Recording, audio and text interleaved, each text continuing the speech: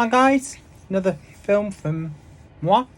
A little bit, I'm just looking outside to see if there's any birds around. There's no birds around at all.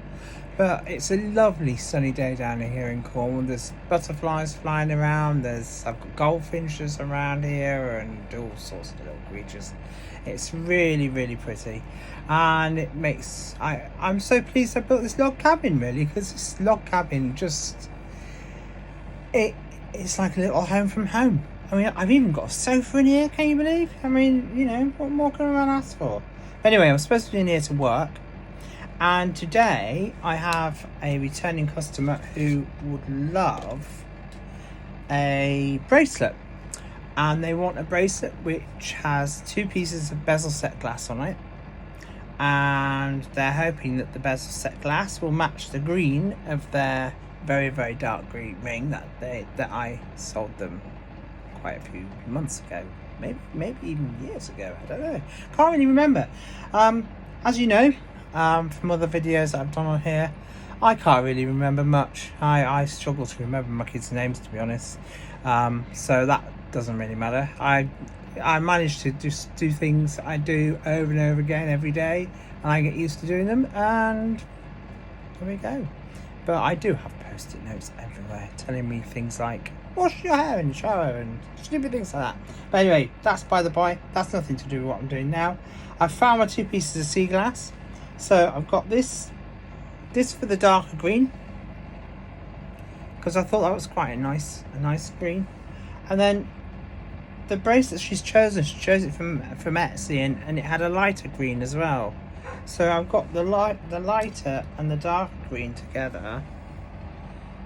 And the trouble is, I'm getting the light on it, and it's not really working. The sunlight is kind of making the dark one look lighter and the light one look darker. But anyway, that doesn't really matter. What matters is the process of making these into bezel set pieces of sea glass, which I can then hang on to a bracelet, which then moves around the bracelet. Looks really pretty. Blah blah. I use sterling silver. This is 3mm bezel wire, so I use a flat bezel wire. I haven't got the time or the energy or the effort to make my own. I should make my own, yeah, okay, in the same way as I should use pallions and things like that. But I just find that these lovely tubes of fluxy mixture of flux and silver are just as good. They work brilliantly. They join the silver perfectly. I have a lot of silver. I have a lot of silver hallmarked, with my own hallmark, obviously, down at London at the London Assay office, and this is absolutely fine for that. It passes all tests and what have you that they do. So this is just as good as any silver that you're going to use. So yes, you can buy the same stuff in. I've got some over here somewhere. It's like this kind of stuff, which is like, it's chunky wire, and you cut it off into little tiny, what they call pallions, and you put the pallion, you balance your bezel on the pallion, and then you heat it up, and the pallion melts, and it just, anyway. So I use with silver and with bezel setting, I have to heat it up more than once. So in fact, I heat it up 3 times in total, because I heat it up once to do this bit around the edge, then I heat it up again when I fit this bit to this bit, and then I heat it up again to put a little tiny jump ring on it. So you're heating it 3 times. Technically, you should go hard first, then medium, and then easy. And that's the grades of solder. So hard melts at a lot higher temperature than medium. Medium melts at a lot higher temperature than easy. And easy, you know, this is why I hate having a stroke, because I just can't think. My brain just freezes. It's just so annoying. But anyway, easy. I don't go any. There is a extra easy, but I never find I use that. And as I'm going to demonstrate today, I don't really use hard either, because you can see the thinness of that. If I used hard, don't know what it's called, flux pasty, silvery. It's my brain's gone. But anyway, if I used hard, it wouldn't work. It would melt this before it melt that. So what I do is I use medium for this. I use medium again to fit this to this, and then I use easy to put the jump ring on, because I know that then I've got a nice base. It's all finished, and then just melting the jump ring onto the finished bezel is a doddle. It's really easy. Easy as in the melting of the silver. But I'll show you anyway. So it's easier to show you than to actually talk about it. So I've got my 2 pieces of glass on the desk here. What I tend to do is I look for a flat side. I don't know whether this is right. This is how I do it. You might find it different. You might find it. What I would say is you don't want your bezel wire joining on a point. So if you've got a piece of glass like this one, like that, you don't want your seaglass, your wire joining on that point, because it makes life really hard when you later come to set it around your seaglass, as you'll find out shortly. So what I'm going to do is I'm going to start on halfway down this straight piece, the straightest bit of the seaglass. I'm just going to work my way around the seaglass like so.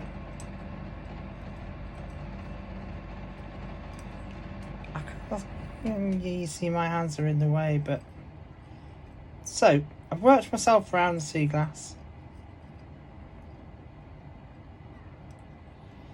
and what I want to do is make sure that's joining on the side. You don't want it joining on a corner, you want it joining on a side, and I tend to go for the flat side, so I can see where it's going to join. Now a lot of people use a Sharpie pen or something like that, absolutely fine. What I tend to do is use that little pointy thing, a little scribe, and I just look at the edge where the bezel wire meets. I do a little line. It's really scientific, that is, isn't it? A little line there. Again, some people go over slightly so that they can, when they come to file it down. I mean, I have actually there. I should say I went over slightly, just so that when I file down to make it all straight and a perfect join, I've got enough silver left to make a bezel that will fit the actual, that will fit the seaglass. So I have made it slightly bigger, but only very slightly. It's literally a millimetre or so. So my first bezel started off like that. You can see where I've cut it just there. It isn't the most perfect cut. Never is. If you want a perfect cut, always use a saw. I use a velour blade on my saw, and you can saw, like when you're doing stuff like on this, you'll see it's a lot easier to use a saw. I normally use a 4. Saws, they come in different sizes so that you've got different amount of teeth, and a 4 is just about right for pretty much anything you're going to do. But unfortunately I ordered the wrong size because I'm stupid, and I think I ordered a 3 or 2 or I don't know what I ordered, can't see. But anyway, yeah,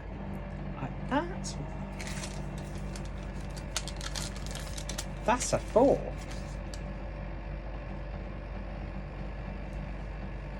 Oh, do you know what? Google it.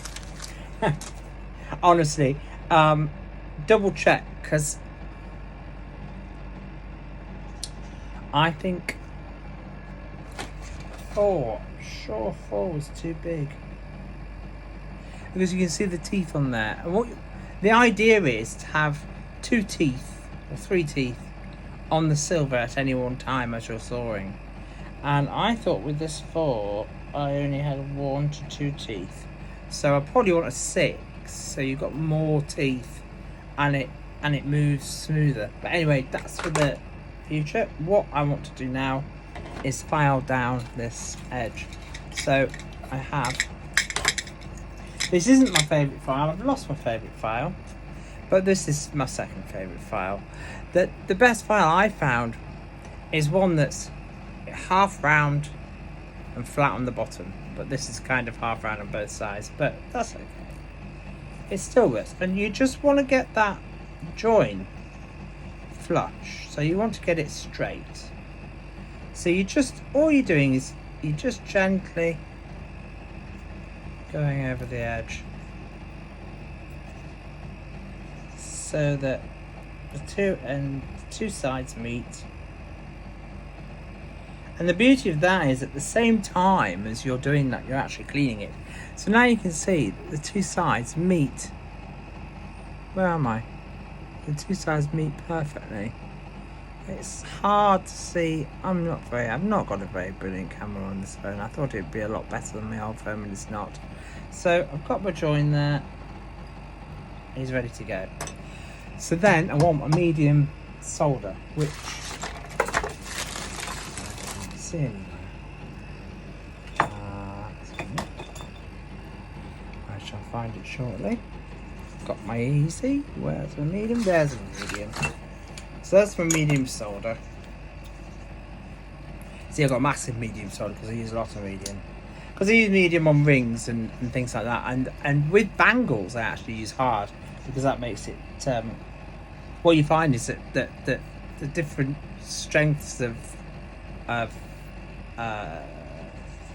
solder are different coloured, so it's a slightly different silver. So if I was doing a bangle, I would use hard silver, and I have a hard, a little thin little one like this that's hard solder, just for bangles, because it there's no colour difference. So anyway, there we go. Doesn't show up on this.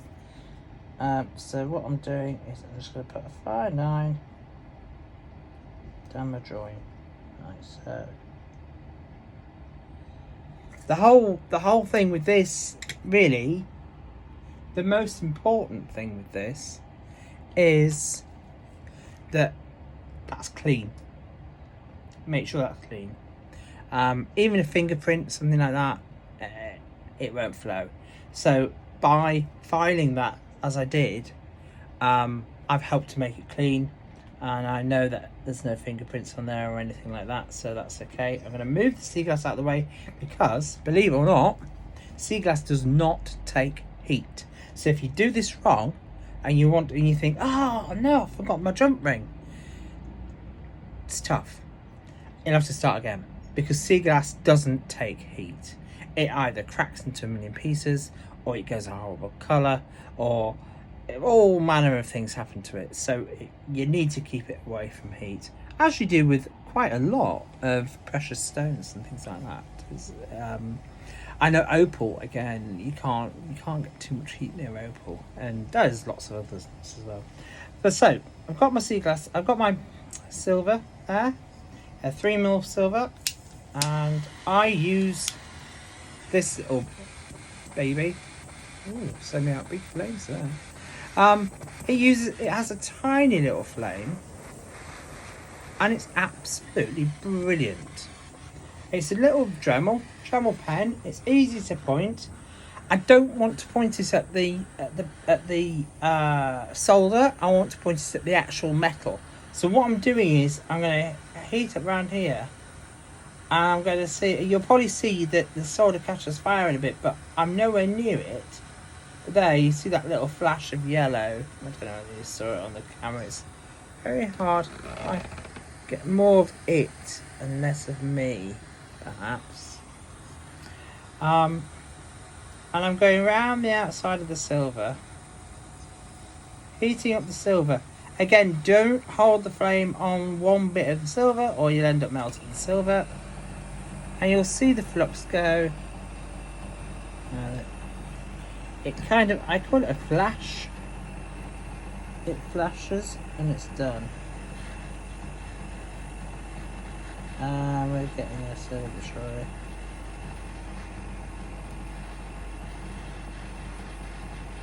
There's no way I can show you this on the phone, but just one tiny little bit of silver that's being annoying.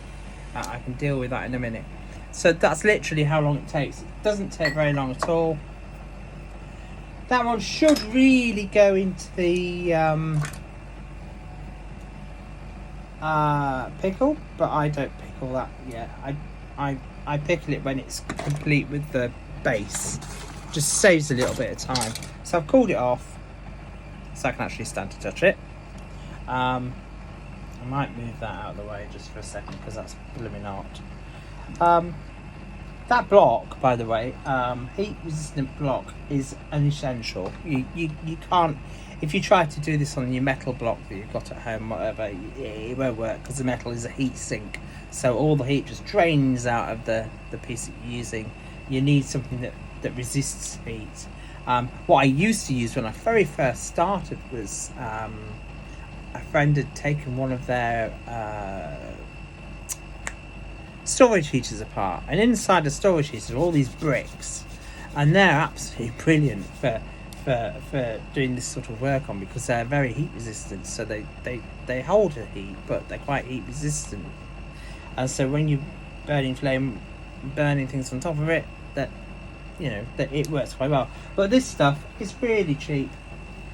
It's not asbestos, so don't panic. That's what everybody used to use in the old days, but it's very similar consistency. Very delicate. It's easy to break, but it's very heat resistant, and it's perfect for this job. And I've got two of them, so I must like them. So now, I don't really want to waste very much silver, so I'm going to just go with that corner just there and just lose that bit of silver. And again, going with my little pointy thing, I'm going around. Actually, what I haven't done, which is crucial as well, is to just double check that my actual bezel fits the seaglass. And we can see that the bezel fits the seaglass perfectly. So I've done this before, can't you? If it doesn't, just start again. It's at the end of the day, you're learning as you're going along. So I taught myself all this, so you can teach yourself. It's not rocket science, and you will find ways you can do it a lot better than the ways I do it. So I'm just showing you how I do it. This is my way. So I've got my silver outer bezel there. And now I'm going to make a base for it. You can, of course, do a backless bezel, but on the bracelet, and on this particular bracelet anyway, it isn't a backless bezel. The beauty of this silver is it comes with this plastic blue covering, and so I can scratch and I can see exactly where I need to cut. I try and waste as little silver as possible because the price of silver has gone through the roof. Price of silver is an awful lot more expensive now than it than it was before lockdown. It's just one of those things, and that's not what we're here to do anyway, is it? If you want to, you can practice on copper. I found that I just went straight for silver because silver has different properties to copper. So you practice on copper, you get used to using copper, and then suddenly you're confronted with silver and it doesn't work, it doesn't flow, it doesn't do the same things that copper does. In the same way as gold doesn't do the same things as silver does. I absolutely love working in gold. Gold is so easy to work with.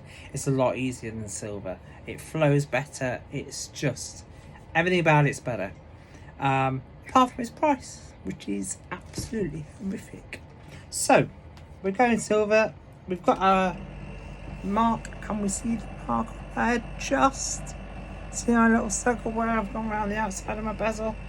I'm going to use the saw on this, and I'm doing it very roughly. So, I mean, some people probably would cut with the little cutters, but I just find that the saw, it wastes less silver, and it does a neater job. And I'll just go around.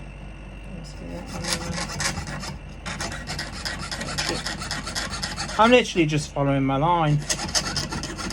This is a grade 4 saw, and actually it's a bit clunky. It's not smooth like it usually is. So I think I was telling lies when I said 4. I'm going to just go straight across there for speed. That's not on that. So that is going to be my base. So, crucial thing to do. Don't do what I do. I blame my stroke brain, but I was as tipsy as this before all this.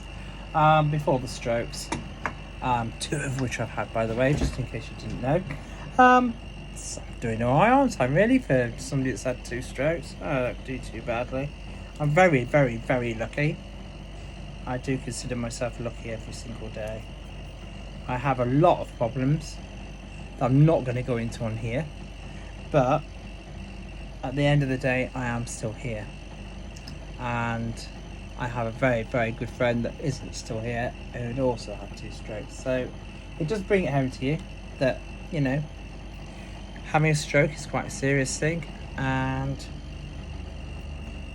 I'm a lucky chappie. Bless me. Right.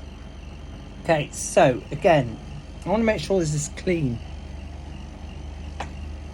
This is where I turn into Michael Jackson briefly, as I put my white glove on. And I just want to make sure there's no fingerprints, nothing on there at all. It's got to be perfect. And there we are. One shiny piece of metal with a bit of cotton on it. There. No fingerprints. What happens is, for some reason, that the solder doesn't flow if you have fingerprints or dirt. I mean, the only dirt we've got. Let's leave this on a minute, a second. Just go over this. The only thing we've got on there is that little black bit just there, which is I can't remember what the name of it is now. It's called something. It's got to come back to me. Fire scale. That's fire scale. So we don't worry about that. I'm going to just double check that fits my piece of glass again. Hope I picked up the right bit. No, that's not the right bit of glass. Oh, for God's sake. Brian, wake up. Right. Make sure that fits on the glass, which it does. Gosh, I got to 23 minutes. I didn't realise how long this took. Right. So that fits the glass. That goes on there, and it fits perfectly onto the silver. I don't think I'm going to waste too much silver on that one. And to be honest, anything that I do waste in inverted commas, I put in my jar, which I've got just here, of all my mess makes, all the things that have gone wrong. And what I do with all that lot is I melt it down into little bowls and just use it for decorative stuff, and I find a use for everything, so there's nothing is wasted. For me, it's a big thing. I think that it's important we don't waste these resources. You know, it's everything has an environmental price, and so I am an environmental scientist, believe it or not.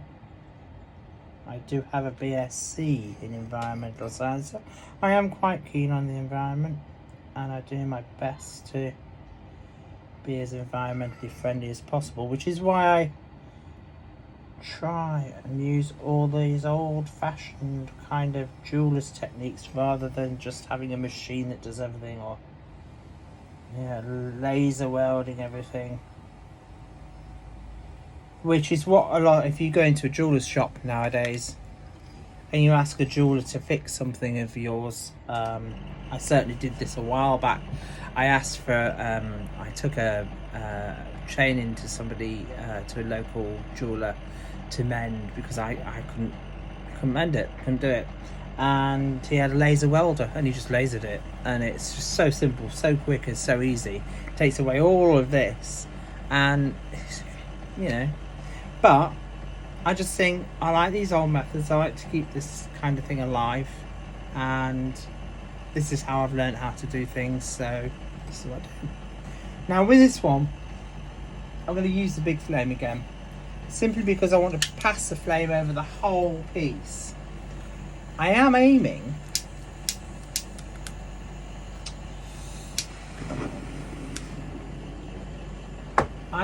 to heat up the bottom, going over there, heat up the bottom of the silver first. So I'm just going to use this just to heat up that bottom plate. I've got a little bit of silver extra. How my actual flame works. Right. I have a little bit of extra silver there, and I can just put the flame on it. And you can see it's amazing how quickly that happens. So the heat's in the bottom of the silver now. So what I want to do is pass this one over the top. I need to get that bit of seaglass out of the way completely. And I'm literally just going over the whole thing. Not too powerful there. Okay. I burn the lodger down if it's that. And I'm looking to make sure that when the solder melts, it goes into that flash, and then it fills all the way around the edge. Now what happens is, solder follows heat. So if you find that you've got a little gap in your bezel, you can carry on heating for a bit, but bring the flame down past the gap, and what'll happen is that the solder will melt slightly and it'll come towards the flame, so you can literally move the solder down and it'll fill in any gaps that you've got. I hate to say it, but I have been doing this for quite a long time, quite a few years, so obviously I haven't got any gaps because I watched the solder, and this just makes it look easy. I mean, we're at 28 minutes and I've got the first one done already. It's not as easy as it looks. That goes into the pickle. Again, with the pickle, well worth using the safety pickle. Don't start using caustic soda or whatever, I don't know, weird and wonderful things. It's one of the things that, Christ, I'm knocking the camera now. It's one of the things that I have gone to is safety pickle, because it's safe. And I do have kids running around, and they do come in here, and they, as you've seen probably from some of the videos I've done, they do help me sometimes. And I don't want them putting their fingers in going, what's this, daddy, and getting a horrible burn, whatever, acid burn. So I use safety pickle. I think probably most jewelers use safety pickle now. It's really easy to get a hold of. You get bag of white powder, which looks really dodgy. It's bag of white powder, and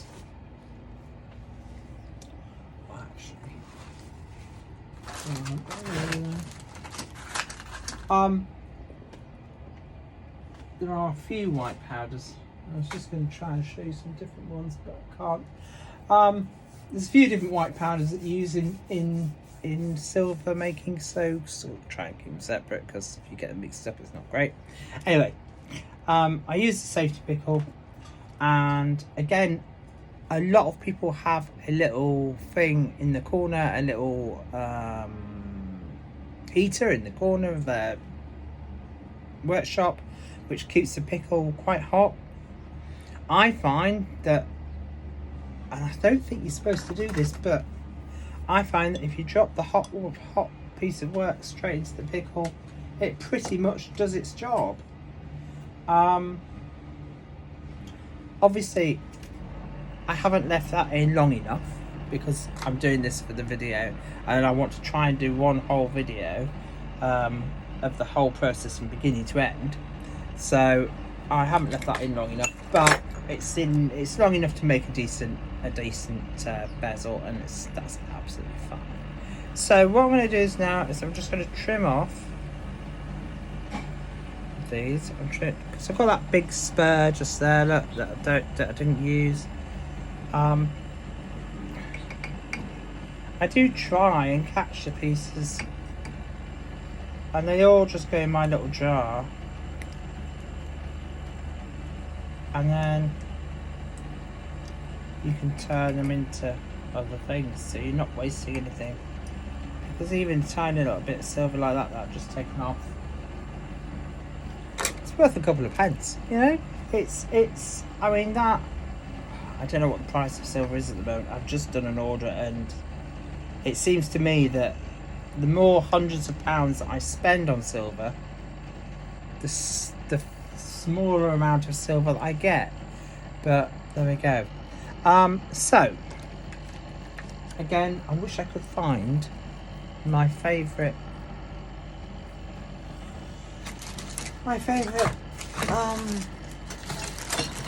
see, this is why if I was tidy and neat, I'd have everything to hand. And I do try to keep this to hand, everything to hand, and tidy and neat, but it just never happens. I always have stuff all over the place, and it's just really annoying. But it's just the way I work. I'm banging the camera all over the place. Sorry about that, wobbling you again. I like this little thing that holds my phone and lets me actually talk to you, and saves having to have Milo or Holly standing there holding it and getting bored out of the brains. But it does wobble about a bit when I bang it. I can't see my favourite one. I don't know where it's gone. If I wasn't in such a mess, I would, but I'm not, so there we go. So what I want to do now is I want to smooth off all around the edges of this. So I'm going to go around it with this little file. And I just want to smooth it all down so that there's no extra silver. Now sometimes people, you'll see on places like Etsy, they leave the extra edge on and they adorn it with little balls of silver or what have you, which is fine. It's absolutely fine, and you can do that. You still would need to file it to a degree, but you wouldn't need to. You wouldn't have the this has got to be perfect kind of thing. So it does take a little while, especially when you haven't got your favourite file. It's amazing how much work, because bear in mind that I've got to make 2 of these, and we're at 33 minutes already, so you need quite a bit of patience. It takes quite a lot of work, quite a lot of time, and you do need to take your time and just do everything gently, because if I file this too much, I'll end up with a hole in the bezel, and that's going to be crap. I'm not going to be able to sell that. Even if you're making for yourself, you don't want it to look horrible. You want it to look really nice. So rather take a little bit of time, make it look lovely. And again, waffling on while I do this. This is part of the reason that I do this job, is because this takes me not a lot of brain power, but you have to concentrate. You have to think about what you're doing, and you have to take your time, which it's calming. It's, you know, as much as I find looking for seaglass calming and relaxing and just amazing, which it is, I also find making things out of seaglass is also calming. So like today when I can't get down to the beach because I've got these things to make, I find it very relaxing. I find that it takes my mind off things. And without getting too personal, I've actually reduced my painkillers as well. So whereas I'm still on a lot of painkillers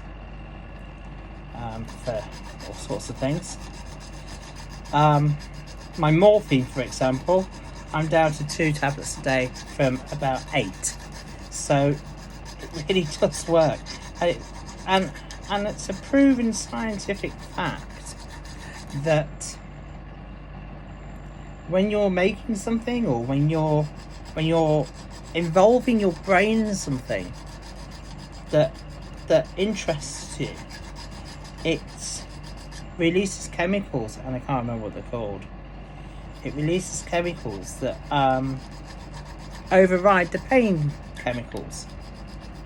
So bearing in mind that it's your brain that's telling you you're in pain, if you can override those signals, then why not? And plus, you get to make some really nice things. Even if you don't do it like me and do it commercially, you can make your family some Christmas presents. And you know, if you're very, very lucky like I am, and you can still use your hands and you've still got your eyesight, then this is really the perfect thing to do, because it is so therapeutic and calming and relaxing. And I know that I've got a friend who will say, no, art and drawing is a lot better than that. And she's probably right. Drawing, artwork, writing, anything creative, I think, you know, you find your own creative thing to do, and this just happens to be mine, and it works. And I do this for the therapy rather than for the money. It's not something that I particularly ever wanted to do to make a living, even though I do now make a living out of it. I never chose to. I wasn't commercially driven at all. I was in a situation where I'd gone from being a busy businessman to sitting at home doing absolutely nothing apart from my physical exercise and my practicing talking. And can you believe that? I talk so much now, it's ridiculous. But yeah, when I first had the stroke, I had aphasia, which causes you to forget words and forget sentences, and I ended up just shutting myself off from everybody and just wallowing in my own pity. And one of the things that this forces me to do, especially now I've got a shop, is this forces me to go out there and talk to people. It forces me to meet people. I pass my story on to people, and people appreciate that. They appreciate the story behind the actual jewellery as well. And not only that, it's nice to chat to people, because the more you use your brain, the more it puts the words into the right places. So I still get jumbled up, I still go wrong, I still say silly things like, Milo, go and fetch the banana, when I mean Milo, go and fetch the broom. But overall, I do find that I'm improving. And if anybody says that you don't improve after 18 months, they need shooting, because you do. With a stroke, I find improvements, not daily and not massive, but with this last stroke, I have improved. Okay, I've had an operation on my back, which has helped me an awful lot. But I do find you do get those little things, and you suddenly think to yourself, do you know what, I never used to be able to do that. And that's just how it goes. I mean, again, recovery from a stroke or heart attack or anything like that is a slow process. It is. It takes forever. And you just got to embrace that and just come and live in Cornwall where everything's slow and everything takes forever. And if you want a plumber, it takes forever. Just take things gentle. Be kind to yourself, is what I'm always told. And I do regularly have these ridiculous ideas of expanding my empire and broadening my wings, whatever. And I do have to often be stopped from doing silly things. And I have found that, of course, with stroke comes mental health issues as well. And again, making stuff like this helps me out. Now, shutting up about myself because it's just boring. So, I think that's the right bit, you know. I think I've just picked up the wrong piece. Right. Is that the right piece? I hope that's the right piece. I'm not going to put this piece in here now because it'll get stuck and I'll cry because I haven't got my jump ring on there yet to put it onto the bracelet. So I'm going to hope that's the right piece. I think that looks about right. What you can do at this point, if you really want to double check that it's right, is get a couple of pieces of cotton or fishing line or something like that that's really fine and put it over the bezel, lay it over the bezel, and then drop your seaglass in there, or if you're using a stone, precious stone or whatever, drop it in there and then see how it fits and that sort of thing. And then you pull that cotton from on both sides, you pull it and it'll lift the seaglass out or lift the stone out. But I'm not going to do that. I'm just going to trust that I've got it right. And I'm going to move that off there because I don't want it to be cracked or killed or anything. I've forgotten which bit yet. I'm sure it was that piece there. Right. So now I am going to put a jump ring on. This is where it gets a bit annoying. It's quite challenging doing this. This is where you use your third hand. I haven't got 3 hands, believe it or not. I'm pleased that I've got 2, to be honest with you. Again, same principle. Make sure the jump ring's clean. Make sure there's no fingerprints on it. There's my third hand. You can't see it because I've moved the blooming camera again. Let's get it back over there. That's better. My third. What I tend to do with the jump ring, obviously your jump ring has got a split in it. And what I tend to do is solder it so that the split is against the bezel, so you can't really see. But the jump ring is on the end of there. That rests itself on there.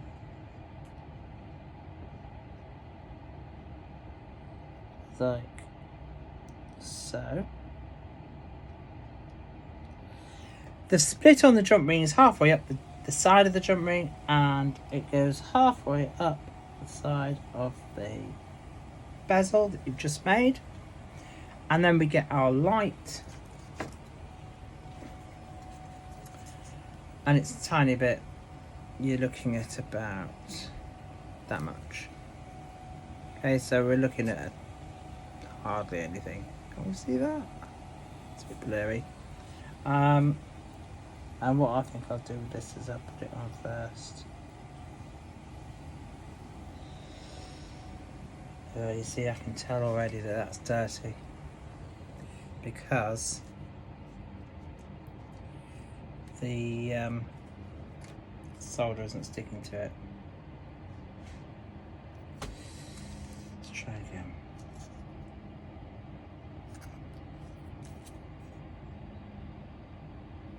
There. Right, so then I want to press that against the ring. And I've roughly got solder on both sides of the jump ring.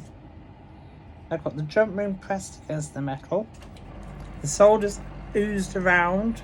So it makes, if you use the pallions, you'd have to wedge the pally in between there, and it'd be really, really tricky. So this stuff is an absolute godsend. Well, it is for me. And this is where the little bezel, the little Dremel torch comes in handy, and I've lost it. Put it down somewhere. Stupid. I've moved it out of the way or something. It's one of those things you can't really lose because it's hot, so it shouldn't really go anywhere other than in that glass. It's not in the glass. Are you? Where are you? Everybody's shouting at the camera now going, it's over there! But I can't hear you, unfortunately, guys, so I'll just have to go with it. You'll just have to bear with me. Alright, there we go. See, found it. Right, wobbling this off again. There. I wish I could get this closer and clearer, but I don't think I'm going to get it any clearer than that, really. Again, I'm going to get the bezel warm, and so I'm passing the flame over the actual bezel that we've just made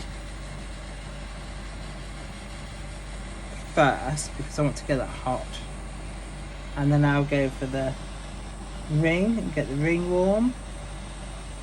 You'll probably see that the solder will catch in a minute.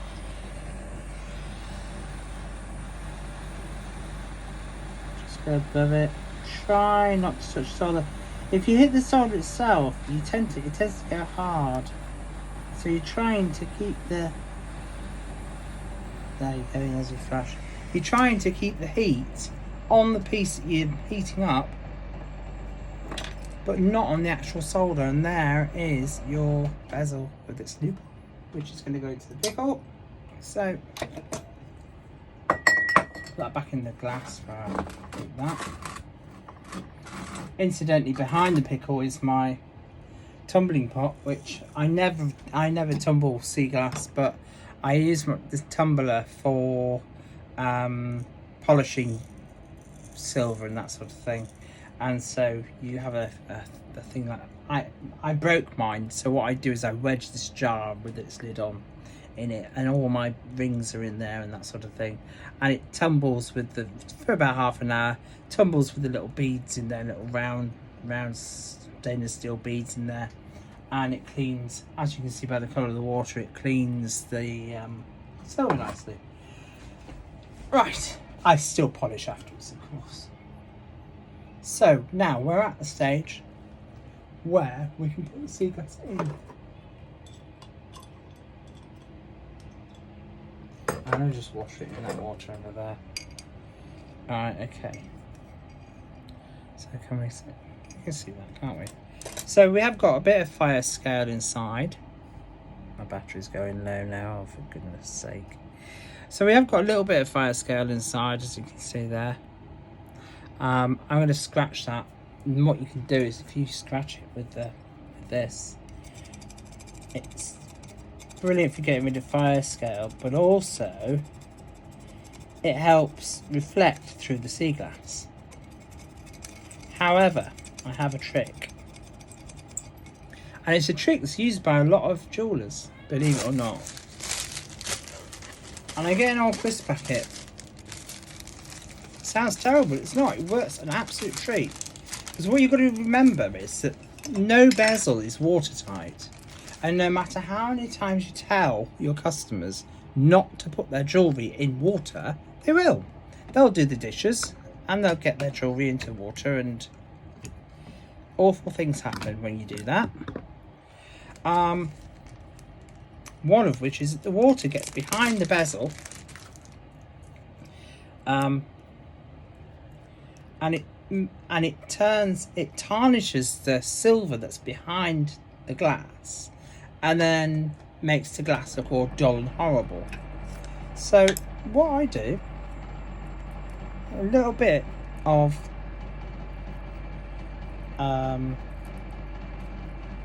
crisp packet, or use a bit of foil if you wanted. I find that crisp packet's it's a bit easier to fit in.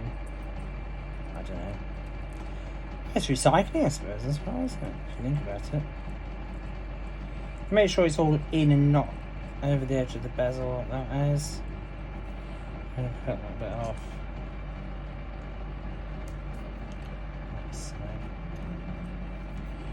So I push that into the bottom, and that is all nice and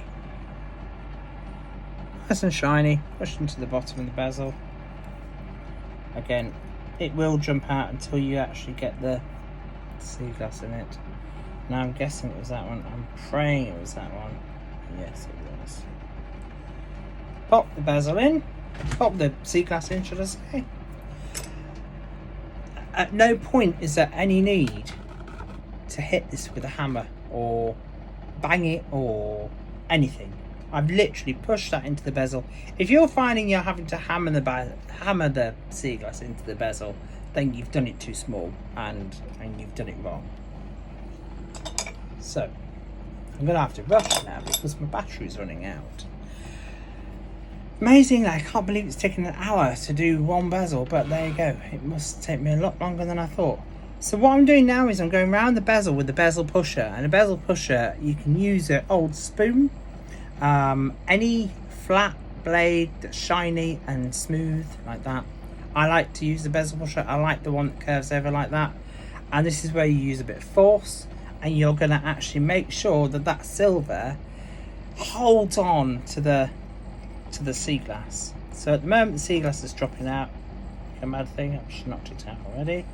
I want to get that seaglass about right.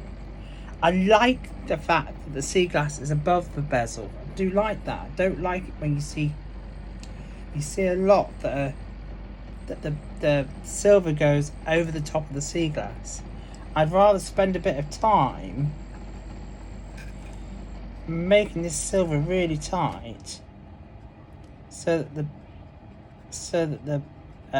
seaglass doesn't come out, than cheating a little bit and having a higher bezel which goes over the top of the seaglass, which again, it holds it in, but it doesn't look so good. And you're basically looking at just pushing the silver however you can, just pressing using the edge of the side, this side here. I use the point for right at the top here. Right, that's the worst bit because obviously you've soldered the ring onto that bit, and so that's the hardest bit to move because it's gone hard because you've soldered it. But again, like I said, you soldered in the middle, so there's a little tiny bit of silver there above it that will go over will mold onto the bezel, onto the seaglass. I keep calling it bezel. What I'm doing is I'm moving the bezel on the seaglass, and I'm going round and round. Again, you take your time, just take it easy and enjoy it. Just take care, pay care and attention to it. It's a lot better if you love what you do, because as you can see from this video, we're on 53 minutes now. Obviously I'd be quicker if I wasn't doing the video, but we're at 53 minutes now, and I've nearly completed one, and I've got another one to do for this bracelet. So with the silver, at this rate I'm going, with the silver, your charges would have to be quite substantial. I try and pay myself £25 an hour. I think that's a decent amount for a skill that I've learnt that other people can't do. Well, some people can, but you know what I mean. So I like to think that if I'm going to be this, I think this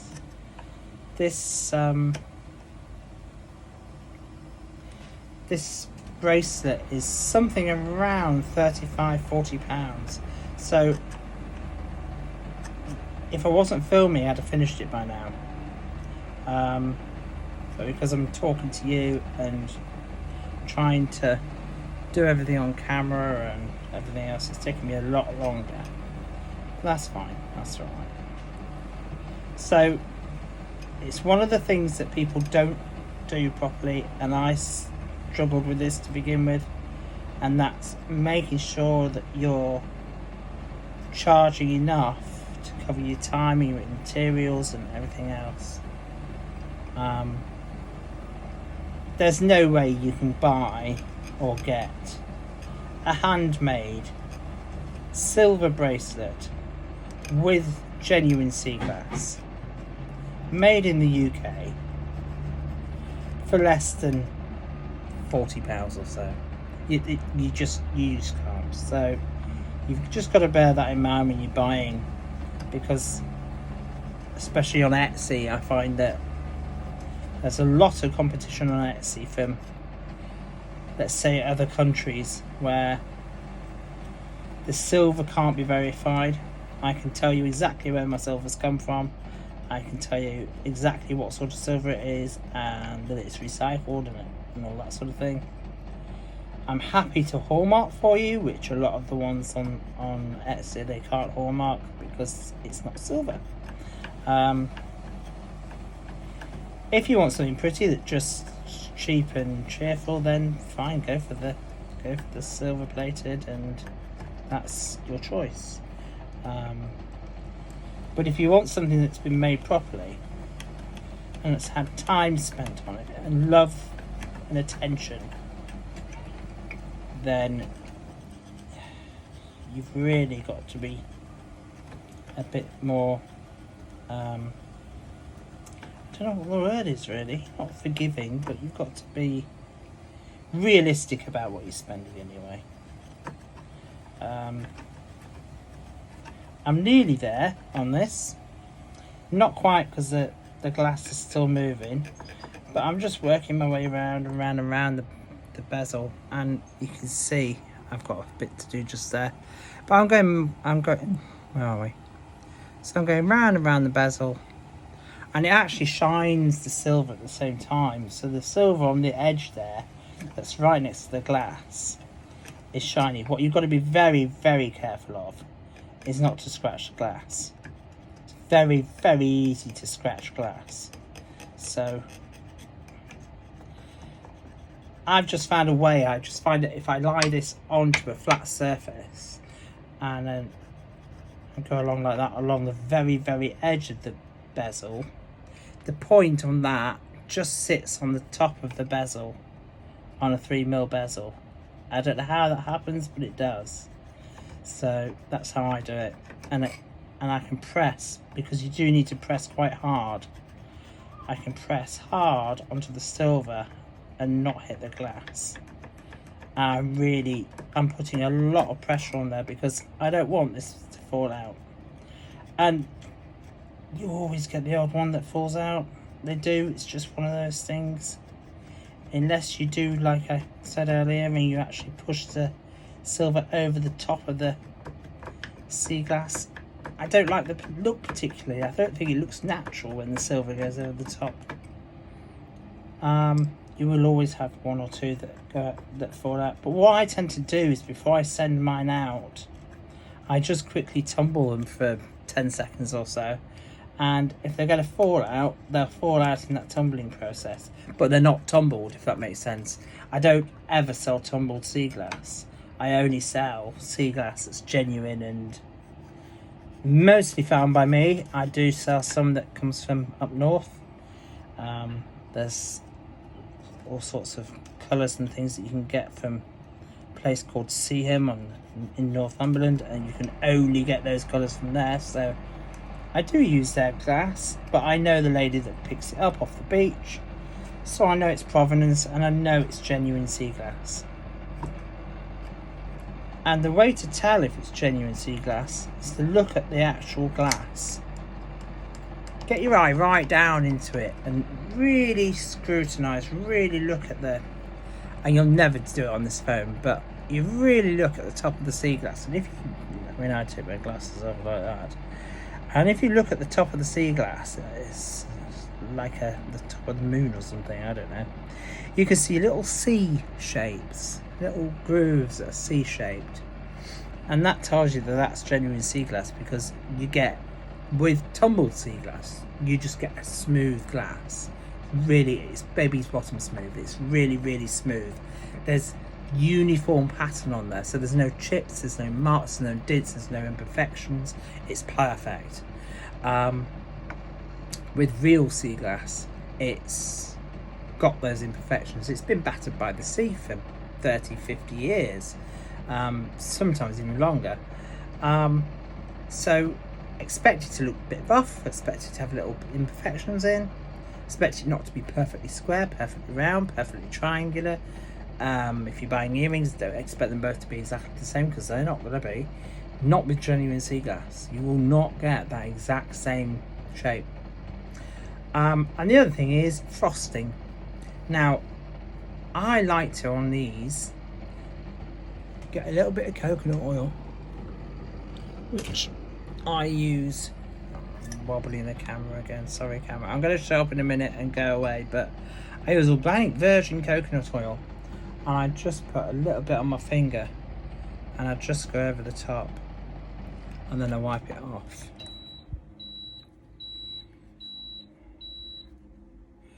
And it looks like that, and it makes it shine, and you can see the silver shining out through the back, and it looks gorgeous. But if I was to wash this, it would go frosted again. So it would go back to being a frosty sort of green, like that. So I don't know whether you can see, you can't really see the frosting on there, but they're the two things to look out for. Tumbled glass, you never get frosted tumbled glass. So the tumbled glass will always be smooth and beautiful and just perfect. And I haven't got any tumbled glass to show you, because I don't tumble it. Somebody did give me some glass once, and I discovered it was tumbled, but I don't know what I did with it. I probably threw it away. So yeah, I don't tumble glass. So to make sure that your bracelet or your ring or your necklace is genuine sea glass, it needs to really have a bit of frost on it. It might have had some oil put on it, so it might be sheeny and it might look beautiful. But if that is the case, triple check or double check on the actual surface of the sea glass, and you'll find that you've got those little tiny C's, and the little C's denote that it's definitely sea glass, because nobody's figured out a way of putting little C's into sea glass yet. So we've got that. Okay, so I made my bezel. That's my first one. He's almost done and dusted. He will still fall out because I haven't done one side, but that is the finished bezel. That will hang nicely on a nice piece of chain. I think, if I remember correctly, it's between about 6 and 7 inches long. What I tend to do is I tend to do a 7-inch long chain and then have an extra inch so that you can wear it at different lengths, because obviously some people have bigger wrists than others. But double check on Google. Again, Google it, it'll tell you what the average length of a bracelet is. You can then make your average length of bracelet and add an inch. So you'd have 2 split rings in there. I don't solder them, or at least I don't solder all of them. So I will, when I make the bracelet for this, which I do make the bracelets by hand, the clip that you use to clip the bracelet together, that won't take heat. So on that one, I use a U-shaped split ring rather than a round split ring. It's an oval split ring, and so when you're pulling against it, you're pulling against the silver rather than pulling against the split in the split ring. That makes it stronger. And then I solder the other end. So the other end soldered won't snap. The oval bit is stronger, so it won't just come apart. But if you catch it in something like your car engine or something like that, if all of those links were soldered, you'd probably lose your wrist.